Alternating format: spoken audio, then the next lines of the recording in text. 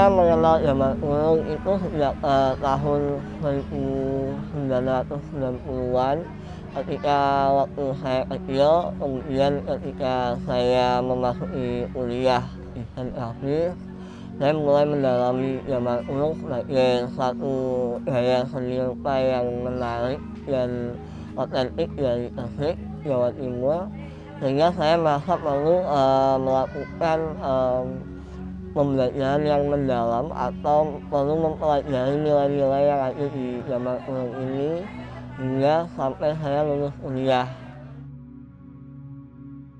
Eh, Festival zaman urung itu diinisiasi pada tahun 2012, di mana itu adalah masa setelah maestronya atau Mbak Mas Mendari meninggal. Kemudian gagasan untuk bikin kampanye ulang mengenai zaman urung melalui festival itu berjalan sampai 6 kali penyelenggaraan festival, yaitu tahun 2012 sampai 2017. Dan kemudian di antara itu saya juga menggagas lembaga yang fokus mengarsipkan data-data mengenai zaman urung yang disebut dengan Zaman Urung Institute, di mana Zaman Urung Institute juga mewadahi teman-teman yang menjalani penelitian atau riset mengenai topik zaman urung sehingga mereka bisa mengakses data-data yang arsip di Zaman Urung Institute.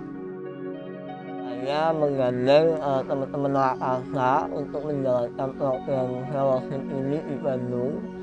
Kenapa kemudian dipilih di Bandung? Karena secara ikatan sejarah zaman urung sebenarnya memiliki ikatan dengan masyarakat Sunda, terutama masyarakat petani ladang, di mana zaman urung itu dikenal sebagai salah satu istilah yang muncul dalam teater pantun Sunda. Salah satu pertimbangan dari Nopan milih Rakarsa adalah bagaimana Mas Nopan yang sudah berjalan 12 tahun dengan dia sebagai inisiasi Festival Damar Kurung di Gresik. Setiap tahun dia melaksanakan manajerial festival secara sendiri dan dia coba ingin expand lebih jauh. Kebetulan Rakarsa yang concernnya di kolaborasi dengan antar disiplin, manajemen seni dan dan proyek-proyek yang sering dilaksanakan di public space. Nopan coba ingin nge-expand lebih jauh lagi lewat si Rakarsa. Zaman urung dalam bahasa Sanskerta itu berarti lampu yang digantung atau lentera yang digantung. Nah, dari sana kemudian zaman urung Gresik itu berbentuk persegi ukus, kemudian di atasnya terdapat mahkota segitiga, di mana 4 sisi zaman urung itu berisi dengan 4 sampai 12 babak cerita. Nah, untuk cerita-cerita yang ditampilkan itu biasanya bercerita mengenai aktivitas kehidupan masyarakat di pesisir atau di pinggir pantai. Tapi kemudian dalam perkembangannya zaman urung memang diperkenalkan ke daerah-daerah lain di Indonesia sehingga ceritanya sangat bisa bervariasi. Secara tradisi zaman urung memang identik dengan penandaan atau perayaan hadirnya bulan Ramadan. Jadi pada saat pelaksanaan festival zaman urung yang kelima pada waktu itu tahun 2016, kemudian pemerintah daerah setempat di Kabupaten Gresik itu mendaftarkan zaman urung sebagai warisan tak benda nasional yang kemudian ditetapkan pada tanggal 4 Oktober 2017.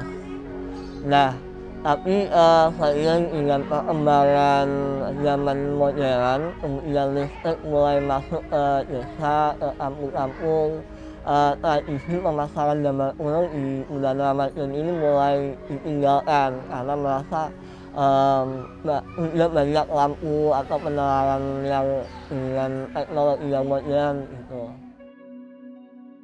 Kita juga berkomunikasi dengan ibu-ibu, memperkenalkan damar kurung. Gimana sih kalau damar kurung di Jawa Barat? Damar kurung kan khasnya Gresik ya.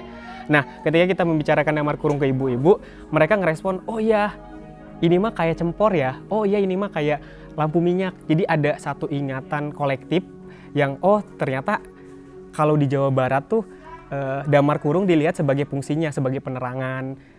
Kalau di Gresik beda cerita. Tapi ketika damar kurung dihadirkan di Bandung, terutama di Cibogo, ibu-ibu ngerespon, oh ini mah saya waktu pergi ngaji, kalau enggak saya waktu mati lampu terus pakai lampu cempor, tiba-tiba paginya hidungnya pada hitam. Ada ingatan kolektif itu. Jadi kita rasa ada keterhubungan antara si Jawa Barat dan Jawa Timur, mungkin sepanjang Pulau Jawa dan Bali. Harapan saya perkembangan damar kurung selanjutnya adalah damar kurung sebagai warisan pengetahuan teknologi tradisional itu dapat dimanfaatkan oleh seluruh warga negara Indonesia terutama, sehingga dia bisa menjadi satu pengetahuan yang berlanjut atau memiliki regenerasi dari masa ke masa gitu. Kemudian ini bisa menjadi peluang-peluang lain secara pengetahuan maupun secara ekonomi, sosial, dan budaya.